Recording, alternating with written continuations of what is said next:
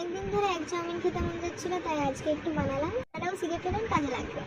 এটাকে আমি পানি দিয়ে সিদ্ধ হতে দিই। এবার আমি টমেটো, দুটো শুকনো লঙ্কা আর রসুনের পেস্ট বানিয়ে নেবো।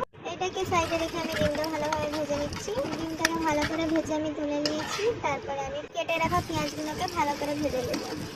পেঁয়াজটা এখন ভাজা হোক। যারা যারা আমার ভিডিওতে সুন্দর সুন্দর কমেন্ট করে তাদের সবাইকে অনেক অনেক ধন্যবাদ। এই তো আমি শিমলা মির্চটা অ্যাড করে দিয়েছি।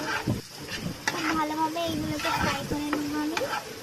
তারপর আমরা টমেটো শুকনো লঙ্কার পেস্টটা যেটা বানিয়েছিলাম ওইটা অ্যাড করে দেবো। পেঁয়াজ আর মরিচটা ভাজার সময় কিন্তু আমি নুন অ্যাড করেছিলাম, ওইটা কিছুটা নিতে ভুলে গেছি, আপনারা অ্যাড করে দেবেন। তাই আমি এখন আর নুন দিচ্ছি না এক্সট্রা করে। খুব সুন্দরভাবে এটাকে নাড়াচাড়া করে আমি আমার চাউমিনটা আর একটা দিয়ে দেবো। ভালো করে মাখিয়ে ওপর থেকে একটু সয়া সস দিয়ে দেবো। আমার মতো কার কার চাউমিন পছন্দ তারা কিন্তু কমেন্টে আমাকে জানাবে। এটাকে আমি ভালোভাবে নাড়াচাড়া করে দেবো, তারপরেই আমাদের চাউমিন রেডি হয়ে যাবে।